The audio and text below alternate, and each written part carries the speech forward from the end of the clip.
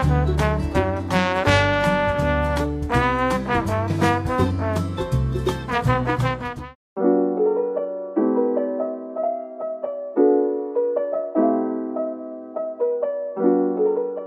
Budi Utomo dikatakan sebagai tonggak kebangkitan nasional? Karena Budi Utomo itu adalah salah satu organisasi yang paling awal didirikan di era Hindia Belanda oleh para Bumiputra. Ketika itu, Dr. Sutomo dan Gunawan Mangunkusumo mendirikan sebuah organisasi pribumi di Batavia dan juga diawali oleh gerakan dari Wahidin Sudiarhusodo. Maka wajarlah Budi Utomo disebutkan menjadi tonggak kebangkitan nasional karena ada perubahan yang dinamakan perubahan Berkinsel atau azas. Jadi azas ketika berperang menggunakan fisik berubah menjadi menggunakan diplomasi. Jadi penyebutan Hari Kebangkitan Nasional ketika itu dimulai ketika Presiden Soekarno di tahun 1958 menyampaikan pidato di Istana Merdeka. Sebelumnya, Hari Kebangkitan Nasional disebut sebagai Hari Kebangunan Nasional. Kenapa disebut Hari Kebangunan Nasional? Karena masyarakat Indonesia itu harus terjaga atau bangun, maka menggunakan kata bangun. Tetapi 10 tahun kemudian, di perayaan 50 tahun berdirinya Budi Utomo, Soekarno mengubah kata bangun menjadi kata bangkit. Jadi tidak hanya terjaga atau hanya bangun saja, namun juga masyarakat Indonesia itu harus terus berjuang, terus menjaga amanat-amanat revolusi sehingga mengganti kata bangun menjadi kata bangkit. Maka dicetuskanlah menjadi Hari Kebangkitan Nasional. Ya, ada beberapa hasanah arsip yang disimpan oleh Arsip Nasional yang terkait dengan Budi Utomo dan juga Hari Kebangkitan Nasional. Yang pertama adalah hasanah arsip Algemene Sekretari. Algemene Sekretari itu semacam sekretariat negara kalau di periode Republik. Jadi di sini kita bisa lihat ini ada salah satu arsip Algemene Sekretari, yang terkait dengan India Verbal. India Verbal itu adalah gerakan milisi pribumi atau Bumiputra.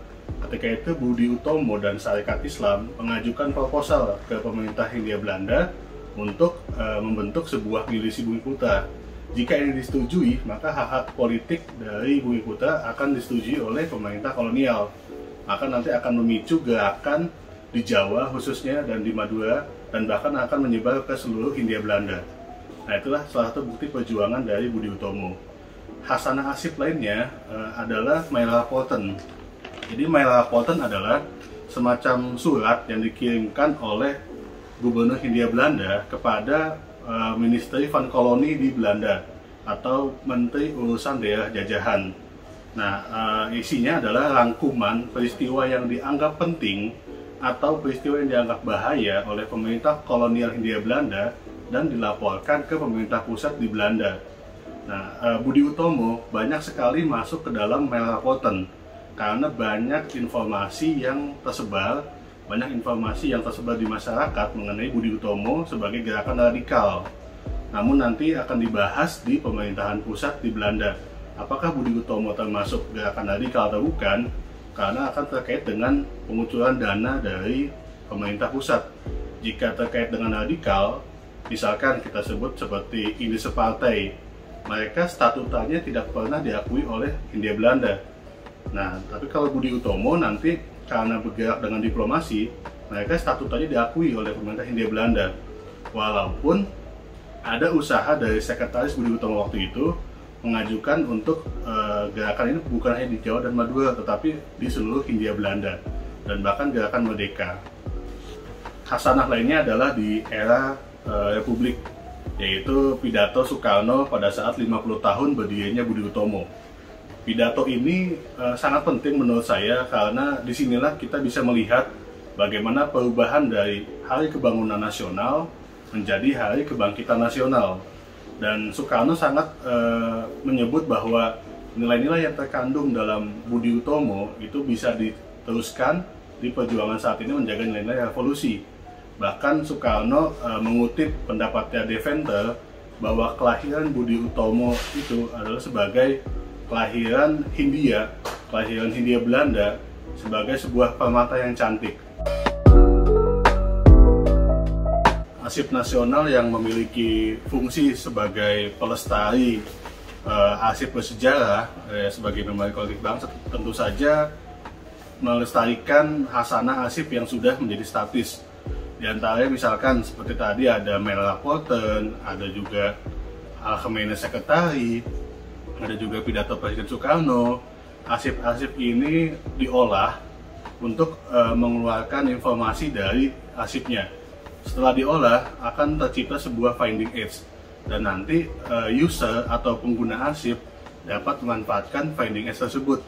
Jadi kalau masyarakat ingin melihat seperti apa sih radikalnya Budi Utomo ketika tahun 30-an dipantau oleh pemerintah Hindia Belanda karena mengajukan masalah pendidikan misalkan, atau seperti apa sih Soekarno membandingkan Hari Kebangkitan Nasional dengan Hari Buruh Internasional misalnya, atau dengan Hari Kemerdekaan Prancis misalnya. Nanti bisa dilihat di finding aids arsip Sekretariat Negara, dan user bisa meminjam arsipnya, langsung memegang arsipnya dan melihat gagasan dari Budi Utomo, gagasan dari Soekarno terhadap Hari Kebangkitan Nasional.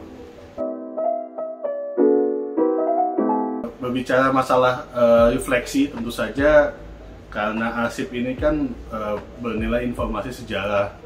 Karena contohnya misalkan pandemi COVID-19 ini kan di sejarah yang lampau juga sudah diceritakan mengenai wabah-wabah yang lalu gitu. Misalnya Spanish flu atau flu Spanyol ataupun wabah kolera. Begitupun misalkan sekarang kebangkitan nasional. Kalau dulu misalnya dokter-dokter yang belajar di Stovia itu membentuk Budi Utomo itu menjadi penggagas kebangkitan nasional. Nah kalau sekarang kan garda terdepan kita dalam menghadapi COVID ini kan dokter. Jadi kalau misalnya perang fisik tentara, tapi kalau perang sama virus tentaranya dokter. Jadi masih relevan sampai saat ini, sehingga nilai-nilai yang diucapkan Bung Karno dalam pidatonya waktu tahun 58, yaitu misalkan bangkit itu tidak hanya bangun dan terjaga, tapi terus maju dan bergerak. Nah itulah yang kita bisa refleksikan hari ini, karena dengan adanya COVID kita tidak terus langsung tidur gitu kan, tidur atau bangun dan terjaga, enggak, tapi kita harus maju terus, harus bergerak. Nah disitulah nilai yang bisa kita ambil dari Budi Utomo sebagai penggerak kebangkitan nasional.